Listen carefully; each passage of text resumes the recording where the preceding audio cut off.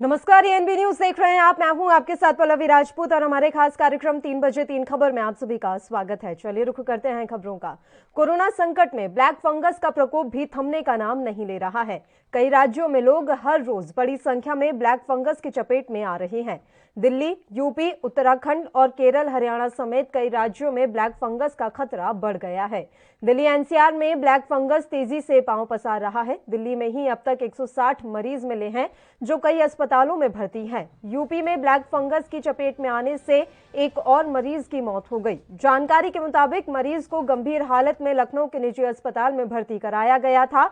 हालांकि black fungus से राजधानी लखनऊ में ये दूसरी मौत है। वहीं उत्तराखंड में ऋषिकेश एम्स में ब्लैक फंगस के 2 केस मिले हैं। दोनों मरीज यूपी के रहने वाले हैं।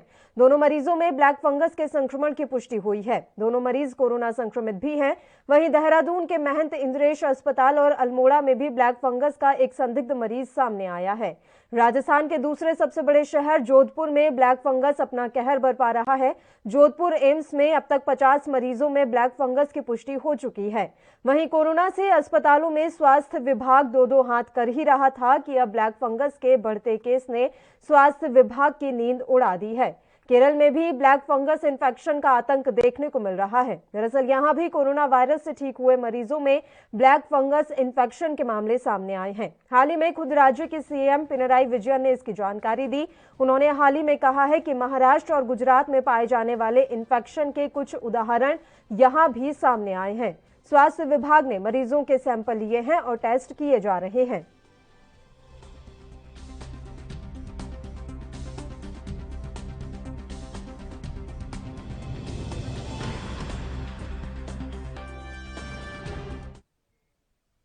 और इस मसले पर चर्चा करने के लिए डॉक्टर अंकुश सरवाल इस समय हमारे साथ लाइव जुड़ गए हैं। डॉक्टर अंकुश, स्वागत करती हूं आपका एनबी न्यूज पर। सर, मैं सीधा सा आपसे समझना चाहती हूं कि आखिर ये ब्लैक फंगस क्या है, इसके लक्षण क्या है और ये किस तरीके से बॉडी पर इफेक्ट कर रहा है? देखिए, जो ब्लैक फंगस है बेसिकली म्यूकोरमाइकोसिस, जो मेडिकल टर्म में हम बोलते हैं, वो डिजीज है। म्यूकोरमाइकोसिस बेसिकली एक फंगस होता है जो हमारी बॉडी में इफेक्ट करता है। और जनरली जो फंगस जो है, जो देखा जाता है, वो जनरली प्लांट्स पे ज़्यादा इफेक्ट करता है। यानी कि जैसे सब्जियां हो गई या हमारे फ्रूट्स हो गए, इस पे फंगस, आप जैसे हम घर में बात करते हैं कि खाना खराब हो गया, उस पे फंगस लग गया, तो ऐसे ही ये फंगस ज़्यादातर प्लांट बेस्ड और चीज़ों पे ज़्यादा लगता है। बट धीरे धीरे कुछ फंगाई ऐसे होते हैं जैसे कि म्यूकोरमाइकोसिस हो गया, राइजोपस हो गया, ये जो है स्पेशल टाइप के फंगस होते हैं जो कि ह्यूमंस में इफेक्ट कर देते हैं। और म्यूकोरमाइकोसिस बेसिकली एक अपॉर्चुनिस्टिक इन्फेक्शन जिसको बोला जाता है, वो एक तरह की अपॉर्चुनिस्टिक इन्फेक्शन है। ऐसा नहीं है कि म्यूकोरमाइकोसिस यानी कि ब्लैक फंगस जो है वो अभी हाल फिलहाल में कोविड के बाद ही आया है। ये जो है काफी टाइम से बहुत सारे पेशेंट्स को अफेक्ट करता था, मेनली जिनकी इम्यूनिटी कम होती है। यानी कि पेशेंट जैसे कि जिनको ट्रांसप्लांट हो चुका है, ऐसे पेशेंट जो HIV के पेशेंट्स हैं, या पेशेंट जिनकी इम्यूनिटी कम है क्योंकि वो डायलिसिस पे हैं या फिर उनकी कोई और ट्रीटमेंट ऐसा चल रहा है जिस वजह से उनकी इम्यूनिटी कम है, तो इन पेशेंट्स में इन फंगाई को देखा गया था, इस फंगस को देखा गया था कि ये अफेक्ट करता है। अब हाल में जैसे कोविड के पेशेंट्स काफी बढ़ गए हैं, तो कोविड के पेशेंट्स भी और किसी इम्यूनो कॉम्प्रोमाइज पेशेंट्स की तरह उनमें भी इसकी इन्फेक्शन हो रही है। और बेसिकली जो आपका दूसरा सवाल था, फंगस कैसे स्प्रेड करता है, कैसे हमें इफेक्ट करता है, तो बेसिकली हमारे साइनसेस जो होते हैं, नेजल साइनसेस जिसे हम बोलते हैं, उनमें ये इफेक्ट करना स्टार्ट करता है। जब हम ब्रीथ करते हैं तो एयर में ये फंगस होता है, या फिर आसपास के ऑर्गेनिजम्स में, या फिर हमारी बेडशीट पे या जहां पर भी, या एयर में अगर ये फंगस होगा तो हमारे नेजल साइनसेस में भी फंगस जाएगा। और ज्यादातर 99% लोगों में इम्यूनिटी अच्छी होने की वजह से फंगस आगे प्रोड्यूस नहीं कर पाता। बट जिन पेशेंट्स में इम्यूनिटी कम होती है, यानी कि जो पेशेंट्स जो ट्रांसप्लांट के पेशेंट्स या फिर कोविड से रिकवर कर रहे हैं, कोविड जिनको है पेशेंट्स को, उनमें इम्यूनिटी कम होने के कारण ये फंगस जो है काफी डेवलप करना शुरू कर जाता है। और ग्रेजुअली हमारे साइनसेस से ही ये नेक्स्ट जो होता है हमारा इंट्राकेनियल एक्सटेंशन इसका होना शुरू हो जाता है। तो बेसिकली इंट्रा ऑर्बिटल और इंट्राकेनियल यानी कि हमारे दिमाग में, आंख की नसों में ये स्प्रेड करता है, जिस कारण ये एरियाज अफेक्ट होते हैं। तो इसमें जो है अगर ये स्प्रेड ब्रेन में स्प्रेड कर जाता है तो इसमें काफी डेडली होता है। तो ऑलमोस्ट 50% मोर्टेलिटी भी देखी गई है। बिल्कुल। और डॉक्टर अंकुश, अभी जिस तरीके से ये तेजी से फैल रहा है, क्या ऐसा माना जाए कि आने वाले समय में जिस तरीके से कोरोना से लोग परेशान थे, ब्लैक फंगस से भी परेशान होंगे? और दूसरी बात यह है कि क्या इसके जो लक्षण हैं वो कोरोना जैसे ही है या इसके लक्षण कुछ अलग हैं? देखिए, जो आपने पहला सवाल पूछा कि क्या ये फंगस और फैलेगा या हमें इसके बारे, ये कोविड की तरह एक महामारी बन सकता है। कोविड की तरह महामारी बनना तो इसके लिए काफी मुश्किल है, क्योंकि ये जो कोविड के पेशेंट्स है ऑलमोस्ट उनमें भी सिर्फ 5% पेशेंट को इफेक्ट कर रहा है, ऐसा नहीं है कि 100% पेशेंट को इफेक्ट कर रहा है जी। दूसरा, ये उन पेशेंट को ज्यादा इफेक्ट कर रहा है जिनकी इम्यूनिटी काफी लो है, या फिर जो जिनको इम्यूनिटी लो होने के बाद वो प्रॉपर अपनी प्रिकॉशंस नहीं ली और वो ऐसे एरियाज में चले गए जिस कारण उनको ये फंगस का इन्फेक्शन हुआ है। ये फंगस ऐसा है कि जनरली ये फंगस जो होता है हमारे आसपास ही होता है, यानी कि आपके हॉस्पिटल में, आपकी बेडशीट पे, या आपके किसी और पेशेंट को जिसको ये जिसकी इम्यूनिटी अच्छी है बट उसके पास ये माइनर फॉर्म में है, उससे आप ये ले सकते हैं। तो कोविड जितनी बड़ी महामारी तो ये नहीं बन सकती। हाँ, लेकिन जिन पेशेंट्स को कोविड हुआ है या फिर जिन पेशेंट्स को कोविड ठीक हो गया है लेकिन अभी उनकी इम्यूनिटी अच्छी नहीं है, उनको ये अफेक्ट कर सकता है। और ये मैं पहले भी बताया, ये ऐसा नहीं है कि बीमारी अभी आई है कोविड की तरह, ये बीमारी तो काफी सालों से है, लेकिन इसकी जो है नंबर ऑफ पेशेंट्स काफी कम होते हैं क्योंकि सिर्फ ये इम्यूनो कॉम्प्रोमाइज पेशेंट में ही होता है। दैट इज व्हाई इसको अपॉर्चुनिस्टिक इन्फेक्शन भी बोला जाता है। दूसरा आपका जो सवाल था कि इसमें लक्षण क्या होते हैं, इस कोविड जैसे लक्षण इसके नहीं होते क्योंकि ये हमारे लंग्स में जनरली नहीं जाता, ये बेसिकली हमारे नेजल साइनसेस में रहता है। तो आपके ये है कि आपके नाक से ब्लैक फंगस इसलिए बोलते हैं क्योंकि जब ये किसी ऑर्गेनिज्म पे या किसी एरिया पे बनता है तो ये ब्लैक कलर छोड़ता है। जैसे हमने देखा है कि कभी कभार जो हमारे फ्रूट्स हैं वो काले पड़ जाते हैं, तो वैसे ही ये नाक में या आंखों में जिस एरिया में जाता है तो उस एरिया को काला कर देता है। तो that is why it is called black fungus. और इसके सिम्टम्स जनरली जो होते हैं वो नेजल सिम्टम्स होते हैं, या हमारी आंख के सिम्टम्स होते हैं, या हमारे ब्रेन के सिम्टम्स होते हैं। सर, इसमें डेथ भी हो रही है, ब्लैक फंगस से कई लोगों की जान भी जा रही है और कई ऐसे केसेस सामने आए हैं कि पेशेंट कोविड से तो रिकवर कर गया लेकिन ब्लैक फंगस के कारण उसकी डेथ हो गई है। तो इसका क्या रीजन है? आखिर ब्लैक फंगस से मौत कैसे हो रही है और क्या कोई ऐसा इलाज नहीं है कि पेशेंट कम से कम उसकी जान तो बच जाए? आंखें भी कई लोगों की जा रही हैं, आंखों की रोशनी चली जा रही है लोगों की, तो बड़ा खतरा यहाँ पर ब्लैक फंगस का मंडरा रहा है। तो जैसा मैंने आपको पहले अभी बताया था जस्ट कि ये जो है फंगस नाक के जरिए आंख में और ब्रेन में फैलता है, और जब ये आंख की नसों में चला जाता है तो आपकी आई साइट वीक हो सकती है, आपकी आंख पूरी खराब भी हो सकती है, और इस कई पेशेंट्स में देखा गया कि ऑपरेशन करने की भी जरूरत पड़ती है, आंख पूरी निकालनी पड़ती है जिसको इवेसरेशन बोलते हैं जी। तो ये करना पड़ता है। अगर ये ब्रेन में स्प्रेड कर जाता है तो ब्रेन में कोई ऐसा तरीका नहीं है कि उसका ऑपरेशन के थ्रू निकाला जा सके, तो उन पेशेंट्स की डेथ काफी हो रही है जिनमें ये ब्रेन में स्प्रेड करके ब्रेन की कॉम्प्लिकेशंस कर रहा है।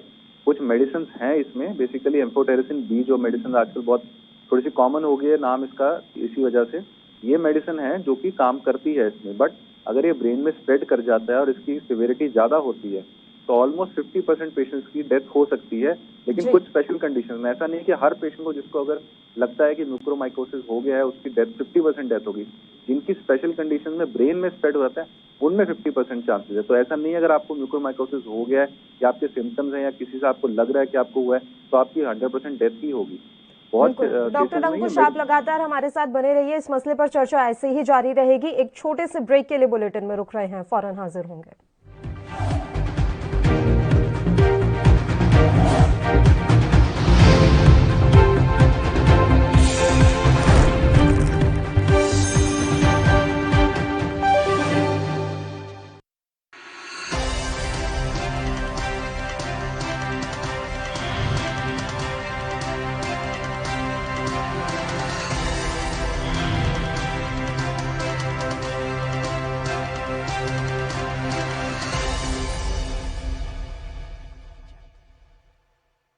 ਪੰਜਾਬ ਵਿੱਚ ਹਰ ਦਿਨ ਟੀਕੇ ਲਗਵਾਉਣ ਦੀ ਸਮਰੱਥਾ ਵਾਲੇ ਸਰਕਾਰੀ ਟੀਕਾਕਰਨ ਕੇਂਦਰ ਸਥਾਪਿਤ ਕੀਤੇ ਗਏ ਹਨ। ਸਰਕਾਰੀ ਸਿਹਤ ਕੇਂਦਰਾਂ ਅਤੇ ਹਸਪਤਾਲਾਂ ਵਿੱਚ ਹਫਤੇ ਦੇ 7 ਦਿਨ ਬਿਲਕੁਲ ਮੁਫਤ ਲਗਾਇਆ ਜਾ ਰਿਹਾ ਹੈ ਟੀਕਾ। ਟੀਕਾ ਲਗਾਓ, ਪਰਿਵਾਰ ਬਚਾਓ। ਪੰਜਾਬ ਸਰਕਾਰ ਵੱਲੋਂ ਜਨਹਿਤ ਵਿੱਚ ਜਾਰੀ।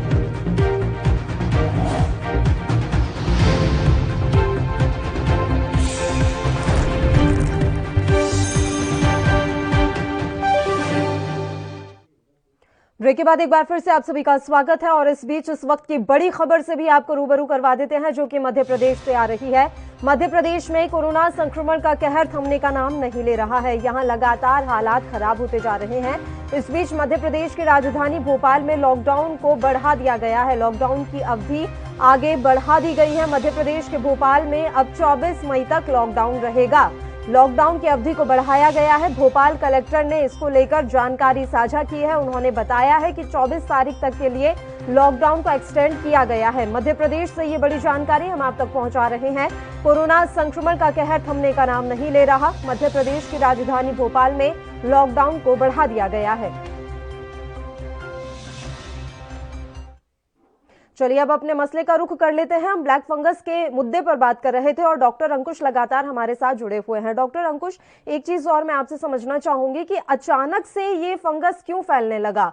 इतने सालों में हमने देखा नहीं कि कोई केस इतना हाईलाइट हुआ हो और अचानक से हम देख रहे हैं कि पिछले कुछ दिनों में ब्लैक फंगस के मामले लगातार बढ़ते जा रहे हैं।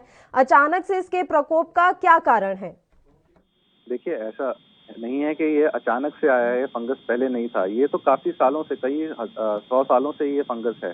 ऐसा नहीं है कि जस्ट अभी कोविड में ही, ये अभी कुछ महीने पहले भी आया है।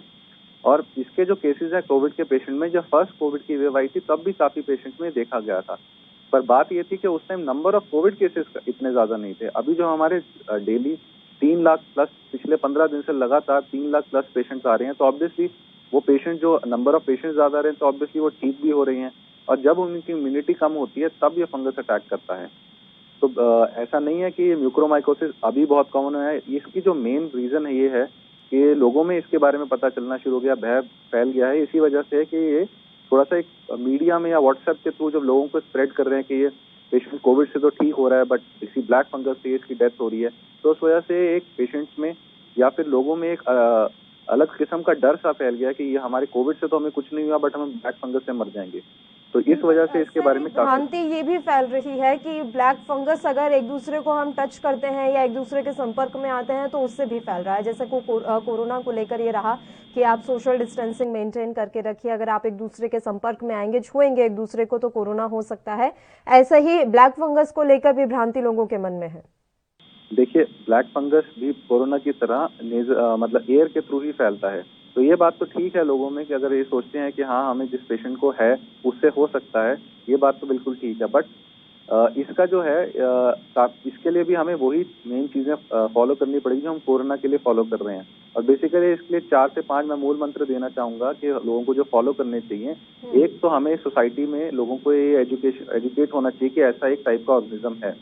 दूसरा, जो हमारे जो हॉस्पिटल्स की एयर की जो है उसकी पीरियोडिक सैंपलिंग होनी चाहिए। जिस भी एरिया में जहां पब्लिक गैदरिंग्स होती है उस एरिया की प्रॉपर सैंपलिंग होनी चाहिए, उस एयर में ब्लैक फंगस के ऑर्गेनिज्म तो नहीं है। तीसरा, जिन जिन पेशेंट्स को रिकवर कर रहे हैं कोविड से, उनको घर में ही रहना चाहिए, उनको बाहर नहीं जाना चाहिए और किसी से ज्यादा मिलना जुलना नहीं चाहिए। चौथा, जो कि हमारे हॉस्पिटल्स के ह्यूमिडिफायर्स हैं उनमें भी प्रॉपर पीरियोडिक सैंपलिंग होनी चाहिए और उसकी ऑक्सीजन थेरेपी के बारे में चेक करना चाहिए कि उसमें वो ऑक्सीजन थेरेपी स्टेराइल है या नहीं। और पांचवा, जो कि पेशेंट्स खेतों में काम करते हैं, फार्मर्स वगैरह, उनमें ये ऑर्गेनिज्म ज्यादा फैल रहा है क्योंकि मैंने पहला ही बताया फंगस ज्यादातर प्लांट बेस्ड होते हैं, तो प्लांट वाले एरिया से इजीली फैल जाते हैं। तो ये 4-5 चीजें हैं जो हमारी जनता को फॉलो करनी चाहिए, जिससे इससे हम काफी देर तक बच सकते हैं। बिल्कुल डॉक्टर अंकुश, जैसा कि आपने जानकारी दी कि ये एयर के थ्रू भी लोगों को इफेक्टेड कर रहा है, तो एक बात है, जिस हॉस्पिटल में ब्लैक फंगस के पेशेंट भर्ती हैं वहां पर अगर कोई दूसरा पेशेंट भी भर्ती है जिससे ब्लैक फंगस नहीं है तो वो भी संक्रमित हो सकता है, उसके संक्रमण का भी तो खतरा मंडरा रहा है। तो ऐसे में अस्पताल प्रशासन को क्या कुछ अपनी सतर्कता यहाँ पर बरतनी चाहिए? देखिए, जिन पेशेंट्स इसमें वही जो कोविड के लिए हॉस्पिटल्स जो अपने प्रोटोकॉल फॉलो कर रहे हैं वही प्रोटोकॉल म्यूकोरमाइकोसिस के लिए भी फॉलो करना है जी। अब पेशेंट्स को प्रॉपर जो रिकवर हो रहे हैं या जिनमें सिम्टम्स हैं उनको प्रॉपर आइसोलेशन में रखना है, उनके लिए अलग कोविड वार्ड्स बने हुए हैं वहीं रखना है। और जिन पेशेंट्स में अगर ये सिम्टम आ रहे हैं तो उनको भी अलग रखना है बाकी पेशेंट से, ताकि उनके थ्रू दूसरे पेशेंट्स को ना फैले। तो जो हमारा प्रोटोकॉल है कोविड का वही आगे फॉलो करना है इन पेशेंट्स के लिए भी।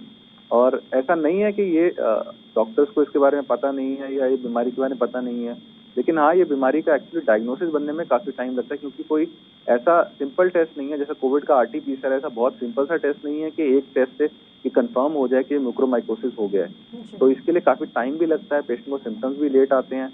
और ऐसा कोई इसमें अभी जैसे हमारे एक्सरे वगैरह CT स्कैन करके जल्दी पकड़ लेते हैं, ऐसा कोई ऐसा टेस्ट नहीं है इसमें कि हम कोई टेस्ट कर लें कि एमआरआई का ब्रेन एमआरआई कर लें या कुछ और कर लें कि बहुत जल्दी पकड़ सकें। बिल्कुल, प्रोटोकॉल को अगर हम फॉलो करेंगे तो शायद इस ब्लैक फंगस की बीमारी से हम बच सकते हैं। शुक्रिया डॉक्टर अंकुश, आपने अपना समय हमें दिया, तमाम चर्चा करने के लिए आप हमारे साथ जुड़े। इस बीच एक और छोटे से ब्रेक के लिए रुक रहे हैं, फौरन हाजिर होंगे।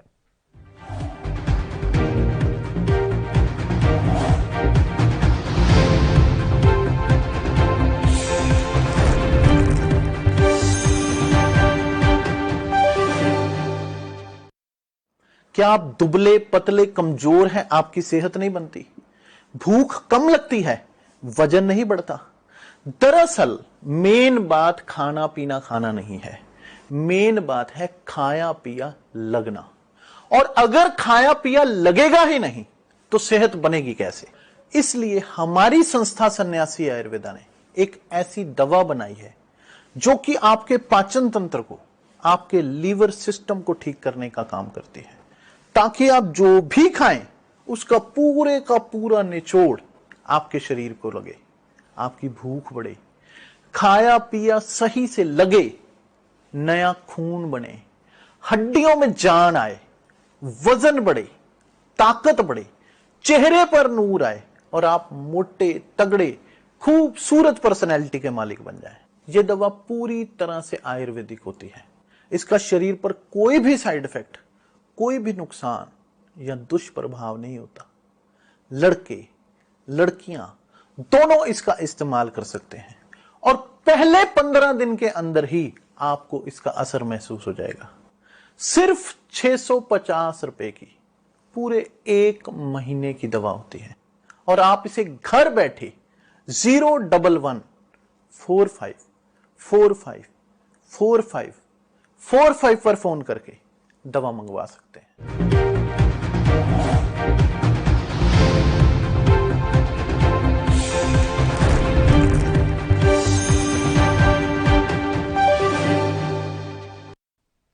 ब्रेक के बाद एक बार फिर से आप सभी का स्वागत है। बढ़ते हैं अगली खबर की ओर। दिल्ली में कोरोना को लेकर प्रकोप जारी है। इसी बीच नए मामलों में कमी के बीच सरकार ने लॉकडाउन को बढ़ाने का फैसला किया है। दिल्ली के सीएम अरविंद केजरीवाल ने इस बात की जानकारी दी। उन्होंने कहा कि कोरोना पर नियंत्रण के लिए लॉकडाउन को 1 हफ्ते के लिए बढ़ाया जा रहा है, जो कि अब अगले सोमवार 5 बजे तक लॉकडाउन रहेगा। सीएम केजरीवाल ने कहा कि लॉकडाउन कल सुबह 5 बजे तक के लिए था। दिल्ली में काफी अच्छी रिकवरी हो रही है। कोरोना काफी तेजी के साथ कम हो रहा है, लेकिन पिछले कुछ दिनों में हमने कोरोना पर जो बढ़त बनाई है, हम नहीं चाहते कि वे खत्म हो। इसलिए हम लॉकडाउन को 1 हफ्ते के लिए बढ़ाने जा रहे हैं। अगले सोमवार तक के लिए लॉकडाउन बढ़ाया जा रहा है। बता दें कि दिल्ली में कोरोना के नए मामलों में पिछले कुछ दिनों से लगातार कमी आ रही है। राजधानी में कोरोना के 6430 नए मामले सामने आए हैं। इस दौरान 3 मरीजों की जान भी चली गई। अच्छे स्तर पे रिकवरी हो रही है। कोरोना काफ़ी तेज़ी के साथ कम हो रहा है, लेकिन जो गेन्स हम लोगों ने पिछले कुछ दिनों में किए, हम नहीं चाहते कि वो एकदम से ख़त्म हो। तो अभी 1 हफ्ते के लिए लॉकडाउन को हम और बढ़ाने जा रहे हैं। तो कल की बजाय अगले सोमवार को सुबह 5 बजे तक के लिए दिल्ली में लॉकडाउन बढ़ाया जा रहा है। पिछले 24 घंटे में भी लगभग 6500 केसेस आए हैं, लेकिन पॉजिटिविटी रेट 1% और कम हो गया है। 10% के करीब पॉजिटिविटी रेट आ गया है, जो कल 11% था। केसेस 6500 आए हैं। मैं उम्मीद करता हूं कि अगले 1 हफ्ते में और ज़्यादा रिकवरी होगी। तो सीएम अरविंद केजरीवाल को आपने सुना। उन्होंने कहा कि हमारे यहाँ अब पॉजिटिविटी रेट कम हो रहा है और रिकवरी रेट बढ़ रहा है, जो कि अच्छी बात है। साथ ही उन्होंने उम्मीद जताई है कि आने वाले दिनों में हालात और भी ज्यादा सुधरेंगे। हालांकि दिल्ली में अभी पॉजिटिविटी रेट कम हुआ है तो ये राहत की बात है, लेकिन लापरवाही बरतने जैसा अभी कुछ नहीं है। नए मामलों में कमी के बीच सरकार ने लॉकडाउन बढ़ाने का फैसला किया है। सीएम अरविंद केजरीवाल ने इस बात के लिए जानकारी दी है। उन्होंने कहा है कि कोरोना पर नियंत्रण के लिए लॉकडाउन को 1 हफ्ते बढ़ाया जा रहा है, जो अब अगले सोमवार 5 बजे तक के लिए लागू रहेगा। सीएम केजरीवाल ने कहा कि लॉकडाउन वैसे कल सुबह 5 बजे तक के लिए था, लेकिन दिल्ली में अच्छी रिकवरी हो रही है।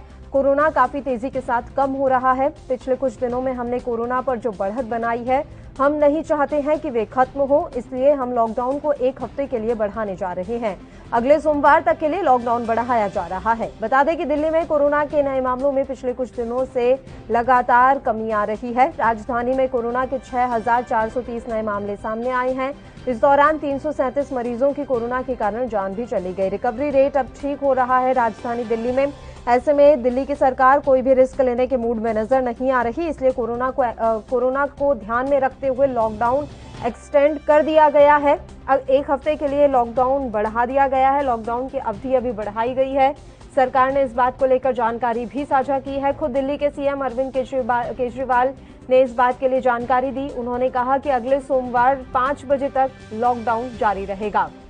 इससे पहले कल सुबह 5 बजे तक के लिए लॉकडाउन था, लेकिन अब दिल्ली में काफी अच्छी रिकवरी हो रही है। कोरोना काफी तेजी के साथ कम हो रहा है, इसलिए सरकार लॉकडाउन को बढ़ाने का फैसला ले चुकी है।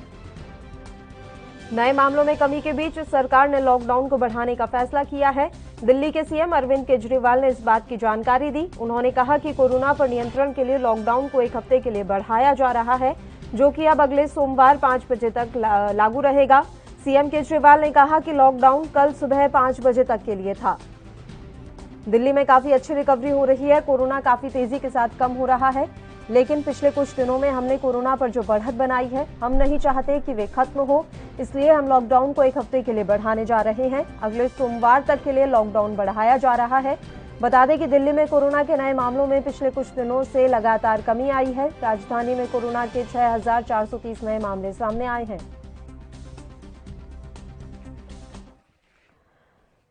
खबर पर ज्यादा जानकारी के लिए दिल्ली से हमारे संवाददाता राजीव तिवारी इस समय लाइव जुड़ गए हैं। राजीव, पूरी जानकारी हम आपसे चाहेंगे। दिल्ली की अरविंद केजरीवाल सरकार ने एक बार फिर से लॉकडाउन को 1 हफ्ते के लिए बढ़ा दिया गया है, तो पहले वाली पाबंदियां ही जारी रहेंगी या पाबंदियों को भी कुछ घटाया बढ़ाया गया है? देखिए, बिल्कुल जिस तरीके से लगातार कहीं ना कहीं लॉकडाउन बढ़ाया जा रहा है और उससे साफ जाहिर है कहीं ना कहीं स्थिति को कंट्रोल करने की कोशिश की जा रही है, क्योंकि जिस तरीके से लगातार कोरोना की जो रफ्तार थी वो कहीं ना कहीं बढ़ती नजर आ रही थी और अब कहीं ना कहीं पिछले 24 घंटे के अंदर 6,000 से ज्यादा के आंकड़े आ चुके हैं। यानी कि सीधे सीधे कहें तो लगभग दिल्ली सरकार का कहना है कि दिल्ली के अंदर लगभग कोरोना की रफ्तार जो है उसको ब्रेक लगता हुआ नजर आ रहा है। मगर जिस तरीके से पाबंदियों की बात करें तो पाबंदियां बिल्कुल रहेंगी, जैसे ही पहले कहा गया था कि मेट्रो सेवाएं बंद रहेंगी और उसी तरीके से अभी भी मेट्रो सेवाएं बंद रहेंगी और लगातार कोशिश की जाएगी लोग बाग जो है वो सोशल डिस्टेंसिंग का पालन करें, घरों में रहें और लगातार कहीं ना कहीं कोरोना की जो रफ्तार है उसके अंदर जो ब्रेक लगाने का काम है वो कहीं ना कहीं जनता की तरफ से किया जाएगा और सरकारें कोशिश कर रही है। जिस तरीके से लगातार कहीं ना कहीं जो कोरोना की रफ्तार जो ब्रेक लगाने की बात थी वो कहीं ना कहीं अब लगता है कि दिल्ली के अंदर कोरोना की रफ्तार पर ब्रेक लगता हुआ नजर आ रहा है। जी बिल्कुल, अभी जैसा कि जानकारी भी दी अरविंद केजरीवाल ने कि रिकवरी रेट काफी अच्छा हो गया है राजधानी दिल्ली का। रिकवरी रेट अच्छा हुआ है राजीव, लेकिन जो व्यवस्थाएं हैं वो कैसी हैं? अगर अभी जमीनी हकीकत की हम बात करें तो अस्पतालों में स्वास्थ्य सुविधाओं की जो किल्लत थी, क्या वो पूरी हुई है? देखिए, बिल्कुल बताइए, जिस तरीके से बात करें अस्पतालों की, क्योंकि स्वास्थ्य सेवाएं बिल्कुल बिगड़ी हुई थी और उस समय कहीं ना कहीं जो स्थिति लग रही थी कि सरकारों के बस की नहीं है, सरकारें हाथ खड़ी करती नजर आ रही थी। मगर अब कहीं ना कहीं ये लगता है कि सरकारों ने कोशिश जरूर की है, मगर वो थोड़ी सी देरी से जरूर की है, क्योंकि अब हालात ऐसे हो गए कि अस्पतालों के बाहर जो मरीज नहीं है बस अस्पतालों के अंदर है और होम क्वारंटाइन के लिए भी कहीं ना कहीं कोशिश की जा रही है दिल्ली सरकार के द्वारा कि लगातार कहीं ना कहीं उनको भी ऑक्सीजन मुहैया कराया जाए और इसीलिए ऑक्सीजन कंटेनर बैंक भी बनाया गया है, जिसके अंदर हर इलाके के अंदर 200 ऑक्सीजन कंटेनर लगाए जा रहे हैं। मगर जिस तरीके से हमारे साथ एक लोग हैं जिन्होंने जो यहाँ पे खड़े थे और उनकी सही जानने की कोशिश करते हैं क्या दिल्ली की सरकार कितनी कारगर है लॉकडाउन रोकने के लिए या फिर कोरोना की रफ्तार के अंदर ब्रेक लगाने के लिए। सर, आपका नाम जानना चाहिए पहले तो। मेरा नाम विजय कुमार है, मैं सीनियर पत्रकार ही हूँ एक तरीके से आपका। और सर, ये बताइए कि दिल्ली के अंदर दिल्ली सरकार ने लॉकडाउन फिर दोबारा से लगा दिया है, लगभग 24 मई के लिए अब लॉकडाउन लगा रहेगा। लगता है कि दिल्ली के अंदर कोरोना की जो रफ्तार है उस पर ब्रेक लगा रहा है। देखिए, बिल्कुल से अगर लॉकडाउन नहीं लगता तो आज जहाँ दिल्ली में 43% कोरोना का वो आ गया था, वो आज घटकर मेरे ख्याल से लॉकडाउन नहीं होता तो ये ज्यादा फैलता। और हमें तो अगर लॉकडाउन में चेन टूटेगी, ब्रेक होगा तो हम इस लहर को रोक पाएंगे, वरना हम इसको आपको बता दूसरे स्टेट देख लो, आप गोवा देख लो, हरियाणा देख लो, पंजाब देख लो, जहाँ लॉकडाउन तो लगे हैं लेकिन पूरी तरीके से लॉकडाउन नहीं लगे हैं, लोग आज आ जा रहे हैं तो वो चेन बढ़ती जा रही है, वहां मरीजों की संख्या बढ़ती जा रही है।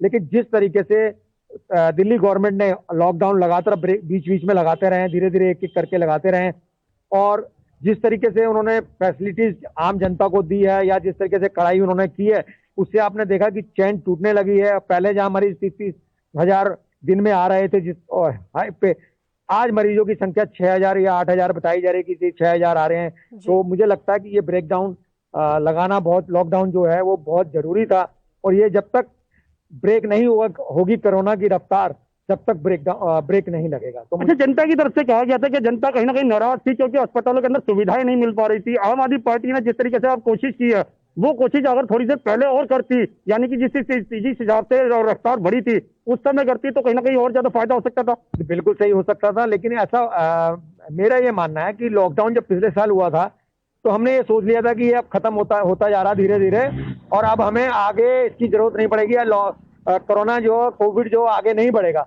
लेकिन 2021 में जिस तरीके से इसने अपना दूसरा रूप बदला और जिस तरीके से ये घातक हो गया, तो इसके लिए हम कभी तैयार नहीं थे। हम ही क्या, पूरा हर स्टेट की सरकार तैयार नहीं थी। अगर हम बिल्कुल राजीव, तैयारी को पहले ले लेते सही तो है। सरकारों की अनदेखी और लोगों की लापरवाही का नतीजा यही है कि पूरे देश में कोरोना का बम फूट पड़ा और हम इस हालात में आ गए। शुक्रिया राजीव, तमाम जानकारी देने के लिए। आप दोनों ही हमारे साथ जुड़े रहे। तो आपको बता दें कि राजधानी दिल्ली में लॉकडाउन बढ़ा दिया गया है। चलिए अब अगली खबर का रुख कर लेते हैं। अरब सागर से उठे चक्रवाती तूफान तौकते को लेकर कई राज्यों में अलर्ट जारी है। एक तरफ जहां कर्नाटक में साइक्लोन के बीच तेज बारिश से 4 लोगों की मौत हो गई और राज्यों में कुल 73 गांव चक्रवाती तूफान से प्रभावित हुए हैं, वहीं ये तूफान गोवा के तटीय क्षेत्र से टकराया है। पणजी में इसका असर देखा गया। गोवा में चक्रवाती तूफान से भारी नुकसान की खबर है। सड़कों पर कई जगह पेड़ गिर गए, सड़कों पर खड़ी गाड़ियां डैमेज हो गई। गोवा के तट पर तेज हवाओं के साथ साथ मूसलाधार बारिश हो रही है। इस बीच चक्रवात पर तैयारियों को लेकर गृह मंत्री अमित शाह ने आज समीक्षा बैठक की, जिसमें गुजरात, महाराष्ट्र, दमन दीव और दादर नगर हवेली राज्यों और केंद्र शासित प्रदेशों के अधिकारी शामिल हुए। गृह मंत्री ने चक्रवात प्रभावित राज्यों को बैकअप की समुचित व्यवस्था के निर्देश दे दिए हैं। साथ ही कहा कि चक्रवात आने पर पावर सप्लाई में कोविड मरीजों और अस्पतालों में किसी तरह की कमी ना हो। साथ ही गृह मंत्रालय ने राज्यों से कहा है कि किसी भी समय एयरफोर्स, नेवी, एनडीआरएफ की ओर से ज्यादा जरूरत पड़े तो केंद्र सरकार हर स्तर पर मदद करने के लिए तैयार है।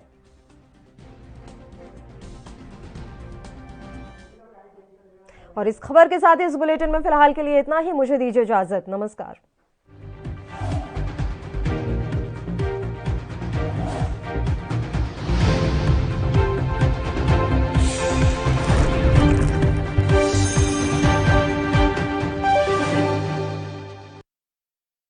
क्या आप दुबले पतले कमजोर हैं, आपकी सेहत नहीं बनती?